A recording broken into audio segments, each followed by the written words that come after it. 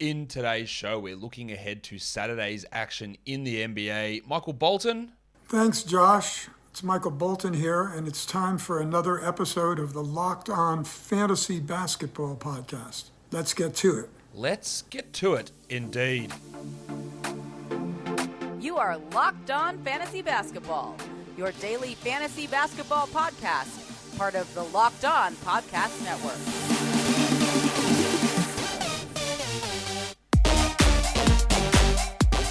Hello and welcome to the Locked On Fantasy Basketball Podcast, brought to you by Basketball Monster. My name is Josh Lloyd and I am the lead fantasy analyst at basketballmonster.com and at Yahoo Sports Australia. And you can find me on Twitter, as always, at redrock_bball and on Instagram at Locked On Fantasy Basketball. Thank you for making Locked On Fantasy Basketball your first listen every day. We are free and available on all platforms. There's 10 games on Saturday. Let's crack in.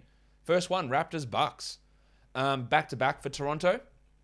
Scotland Barnes missed Tuesday. Gary Trent has missed Sunday and Tuesday. They're both questionable for Friday, so we don't know whether they're going to go on Sunday, or on Saturday, sorry. So we're going to be watching for the role of Chris Boucher regardless, because we're seeing big minutes for him with players out, but where does he fit if they play? That, I think, is a pretty key thing to determine his value. And then Pascal Siakam, who has seen an increase in his ball handling and his distribution and his assist numbers have gone up. Is that because Barnes has been out the last couple? It's only been one game and Barnes has been ineffectual the couple before that. Is Siakam stealing Barnes' value in terms of being that ball handler player? I think that's a big possibility. So watching Siakam and the statistical profile and if it keeps developing in this direction. For the Milwaukee Bucks, Jrue Holiday may return. We don't know with his ankle problem.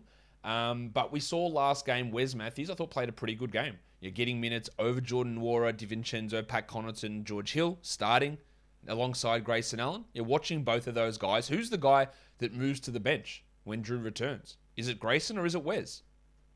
Can either of them maintain 12-team value? Well, Wes doesn't actually have it. Grayson did last game. But where does their value lie? Or is it just another of those names in the wing rotation that's going to make that and Hill and Connaughton and DiVincenzo just completely messy and unrosterable? I think that's probably the most likely scenario with Wes Matthews starting to play at a pretty high level at the moment. The Blazers and the Wizards. We don't know about Anthony Simons. The logic doesn't add up to me that he would be in Florida for a funeral. He would fly out of Florida for a game on Saturday against the Wizards and then come back to Florida for 2 more games when he's grieving the death of his grandfather on a season that's going nowhere. I would think surely he would just stay in Florida, but here's a chance he might fly up and meet the team. I really, really doubt that, but we'll see. And then if Simons is out, we're watching Dennis Smith Jr. Now, if Simons plays, Smith doesn't really get that much run. But Smitty played 36 minutes last game and he becomes a really top-end streamer. And if you did add him, you hold him until we hear about Simons. Otherwise, if you didn't add him, grab him and just see what goes on there. Larry Nance, we expect to be out. I don't know when CJ McCollum's coming back, by the way. I know that they said his wife has had the baby, which is true. But they are in the midst of a road trip that lasts through till Sunday, January the 23rd. Does he leave home after the new baby's born to join them on the road trip? Or does he just rejoin the team 25th of January against Minnesota and stay home for that first week of the baby's life? So while the baby is born, is CJ coming back on Monday? Don't know. Anyway, Larry Nance still out with his knee injury. So Bob Covington's going to continue to have some pretty good value. Will Covington start over Nance when he's back? I don't know. But I think it's just going to continue to be a messy situation for most of the season. While for the Washington Wizards, we want to watch Tom the Tank Bryant. Did some things, hit some shots in his first game. Minutes were low, but it's really the Harrell, Bryant, Gafford triumvirate and their minutes that we want to be paying attention to. Can any of them get 25 to 26 minutes a night?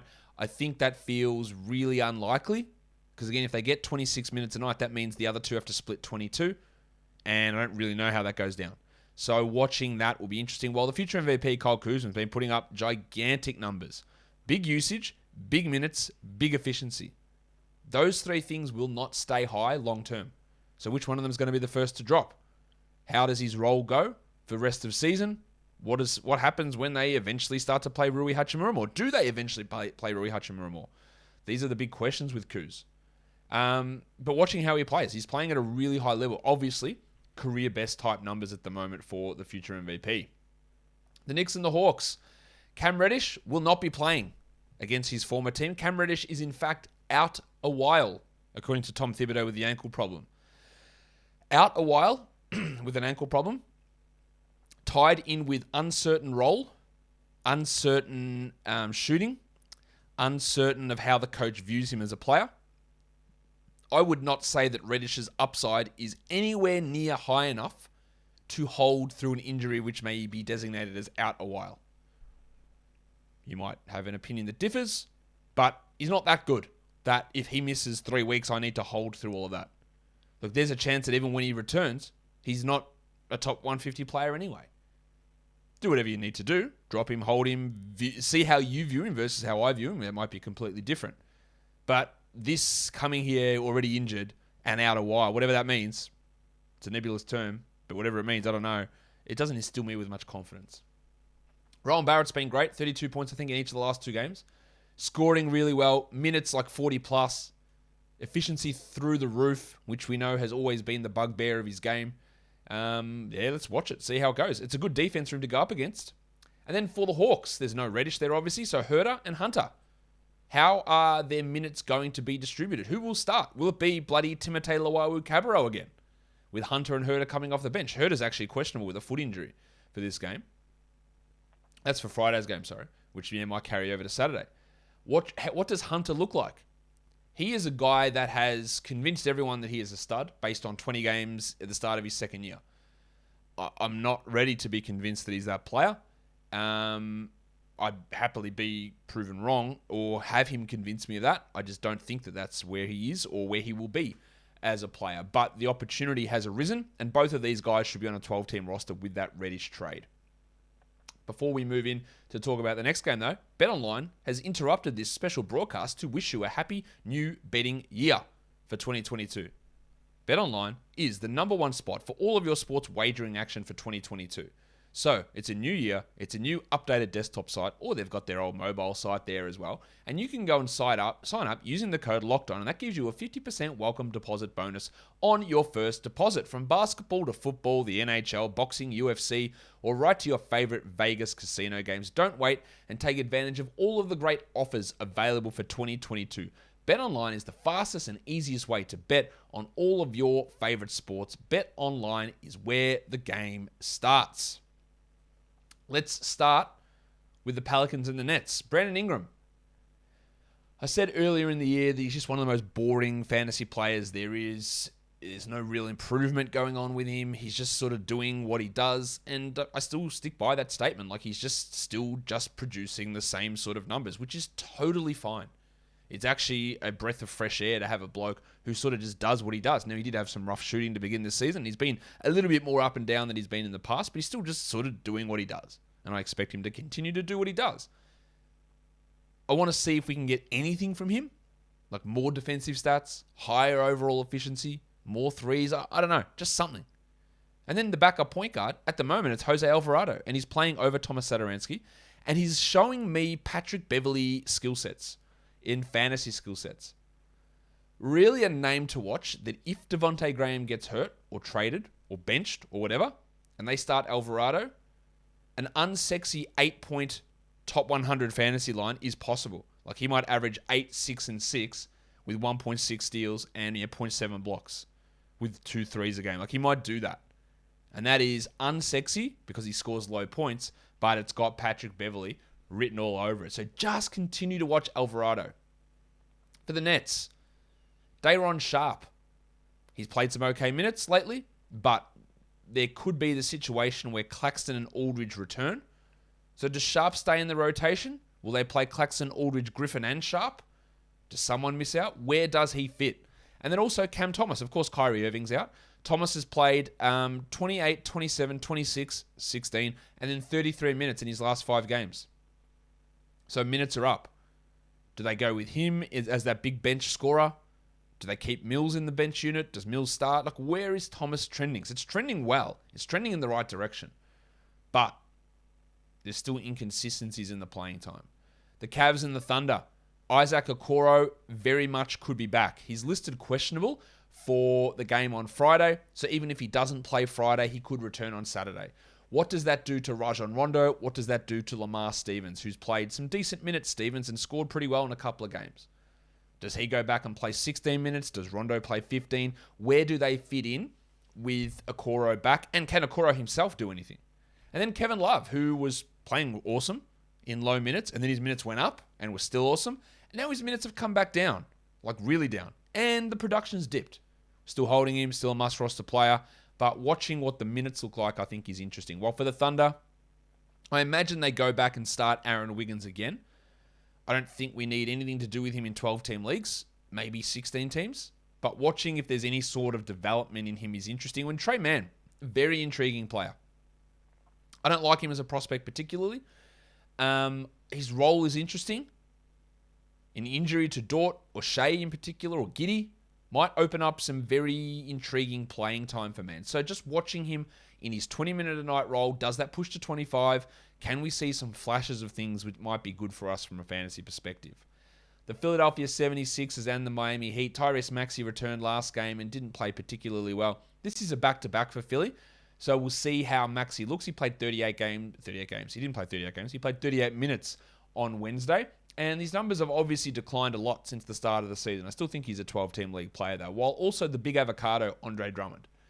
Last game, and in a couple of games recently, they have been playing Drummond alongside Joel Embiid. It worked okay in one game, and the other one not so much. Drummond is still massively, massively over-rostered. But more, I don't want to watch to see if he's a 12-team league guy, because I know that he isn't. But I want to see if they decide to go to this Drummond-Embiid front court anymore. For the Miami Heat, we have the word that Bam Adebayo will be returning on Monday. Basically bang on target. That means we've got 2 more games where Omer Yurtseven can put up some numbers. I'm watching to see how Dedmon impacts him here. Dedmon played 18 minutes first game. It is a back-to-back. I think it's probably a less than 1% chance that Yurtseven starts next to Bam, as many people have been hopefully wishing will happen. Many people have asked me this. I really don't see them doing it. But it's a possibility. I just don't see it happening. And then Caleb Martin has been playing well. Jimmy Butler, is this bloke ever going to play? I don't know. But what do they do with Martin when he moves to the bench? Does Strus continue to start? How does Robinson, Strus, Hero, Martin, Vincent, how do they all get enough minutes? The answer is they don't. But watching Caleb Martin without Jimmy Butler will give us more of an idea of where that rotation sits. The Clippers and the Spurs. Amir Coffey, the Farmers Union, he was pretty shithouse last game, as were the entirety of this squad. I think Coffey will start again. I think his minutes will push back up. And if you did add him, you hold. He's not a high priority guy. He's not a high upside player. But he is a guy that you take the flyer on in 12-team leagues. And I'd like to give him at least one more game to see where it goes. And then Serge Ibaka. I don't expect Isaiah Hartenstein to play. He could play, but I don't expect him to play. And Serge has been doing okay in his 20 minutes. I don't know where Serge's value sits after that. And he was getting outplayed by Justice Winslow as a backup center. So watching what Serge can do in deeper leagues here will be intriguing. While for the Spurs, a back-to-back for them, they should be getting back into full minutes. Keldon Johnson, I expect. Can Keldon Johnson change my mind as to be a 12-team must-roster player? I don't think so. But should be back in a larger role here. And then with the hopeful return at some point of Derek White, he is out again on Friday. He might be back Saturday. We don't know. Where's Bryn Forbes going to sit? Forbes' minutes are all over the shop. The last 2 games, 18 and 32. And the 32 was a game that he played when Vassell and Johnson both played. So predicting that's impossible. And just watching, can there be some stream value for Forbesy? Or does he fall completely out of the rotation when Derek White returns? The next game we take a look at is the Bulls and the Boston Celtics. DeMar DeRozan, I want to watch because he has been slumping outside the top 100 over the last 2 weeks. Efficiency down. I imagine it comes back pretty quickly, but I'd need to see it. And it hasn't been there. And then Kobe White. Alex Caruso out until at least next Wednesday. He obviously, like perhaps Derek White, like perhaps Kristaps Porzingis, have been hit harder by COVID than others. And people go, oh man, why aren't they out of protocols? It's only 6 days. Like, protocols is not some, just think, well, you get COVID, so you got to sit 6 days and come back. It's not just there for the sake of it. Like, these blokes just might actually be really sick. and COVID might have hit them and hit them pretty hard, and they're just not recovering as well as others. Some people get into COVID protocols, they're asymptomatic, and they sit around, itching their balls for 6 days, and they're ready to go. Some blokes get really sick, and it costs them more time, and that's what's happening here to Alex Caruso. But it does mean that there's more opportunity for Kobe White to play minutes. There's no Derek Jones, there's no Javonte Green, so they're going to have to go really guard heavy, with White and Desumnu playing those minutes. For the Boston Celtics, Joshie Richardson's playing good minutes most games. Marcus Smart also now in COVID protocols, by the way. So maybe he does not play on Saturday. In fact, probably pretty likely he doesn't play on Saturday. Richardson's minutes, how that compares to someone like a Dennis Schroeder, although with Smart out, Schroeder's minutes will be up anyway. Can Richardson move into 12-team discussions? Probably not. And then also the Rob Williams, Al Horford mix. We're always watching that. Williams is dropping 30s most nights. Last game he didn't, as he had a trip to the locker room, and we'll see how that looks in this game. For the Lakers, can Russell Westbrook pull his kids? Sorry, let's try again. Kids, cover him. Can Russell Westbrook pull his fucking head in and stop taking terrible shots? Russell Westbrook is right when he says, hey, I miss shots. I take shots. Other players miss them too. He is 100% right in that. Nobody is expecting these players to hit 100% of their shots. It's impossible. What we're expecting, Russ, is for you not to take the worst possible shot in the world when you already know you're a below average shooter. Does that change in his mind? It appears almost definitely not. And that makes him really, really tough to roster. In fact, he is a little bit of a buy low for fantasy because I don't expect him to be this bad. But I don't expect a complete mindset change. And the other guy I've been impressed with has been Austin Reeves. He played 28 minutes last game. He scored well. He's played 20 minutes in every game apart from one since he returned from COVID protocols. And he should be having a pretty strong role on this team.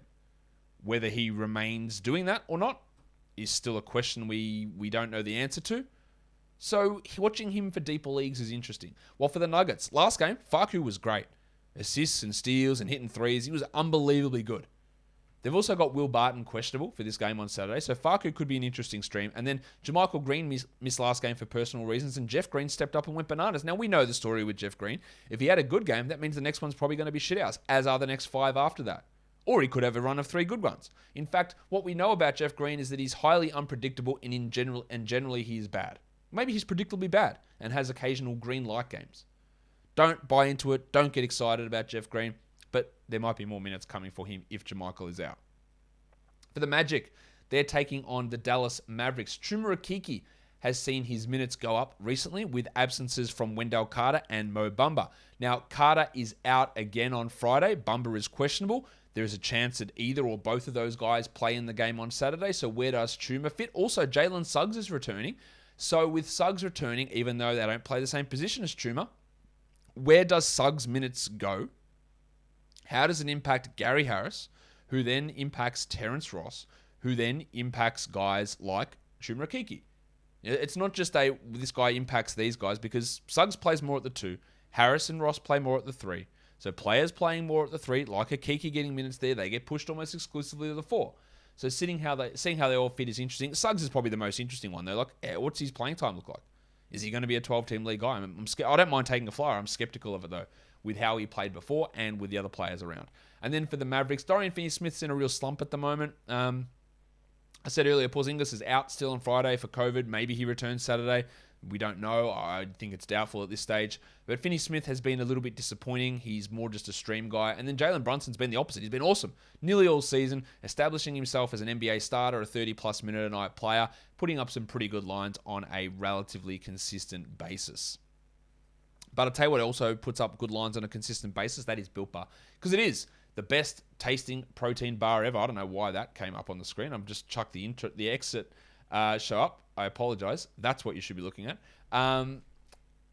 Built Bar is the best tasting protein bar ever. You know what it is? It's the treat that's not the sugary, fat-filled, calorie-ridden treat that you might have had in the past. This is high protein, low carbs, low fat, low sugar, low calories. But the taste, the DI, absolutely off the charts. Cookies and cream, it's the GOAT. Coconut, we love it. Orange, it's awesome. And the special edition flavors, they're so good you feel like you want to collect them rather than eat them. That's how good they are. So go to Built.com, use our promo code LOCKED15 and save yourself 15% off the boxes of delicious Built Bars that you're going to get. Built Bar is built different. Let's look at the back-to-back stream options. It's the Nuggets that we're looking at for the Saturday, Sunday back-to-back stream options. They're that only team that has the back-to-back. So Faku, Jeff Green, the big stiffy, Bones Highland, and Austin Rivers can get you the 2-for-1 value there. In terms of value plays or stream options just for Saturday, we're looking at Nasir Little, Nico Batum, Benny McLemore in Portland, Eric Bledsoe, even though he played 9 minutes last game for some reason, Josh Richardson, Faku, Darius Baisley, Emmanuel Quickly, Pat Connaughton, and Terrence Mann. Deeper leagues, we look at the same names, plus we add Grant Williams, Jeremiah Robinson, Earl, Dougie McDirt, Stan Johnson, maybe. Johnson's 10-day expires. He might not even be available to play. Oh, actually, he's going to... Now, he might not even be able to play on Saturday, so just watch that one. Dwight Powell, Derek Favors, Hull Neto, DeAndre Bembry, Corey Kispert, and Trevor Ariza. And for points leagues, we're looking at Kentavious Caldwell-Pope, Nasir Little, Pat Mills, Darius Baisley, Jalen Suggs, Amir Coffey, Eric Bledsoe, Devin Vassell, Dorian Finney Smith, and Ben McLemore. Guys, that will do it for me today. Don't forget to follow this podcast on Apple Podcasts, Google Podcasts, Stitcher, Spotify, and on the Odyssey app. If you're here on YouTube, thumb it up. Leave your comments down below, guys. We are done here. Thank you so much for listening, everyone. See ya.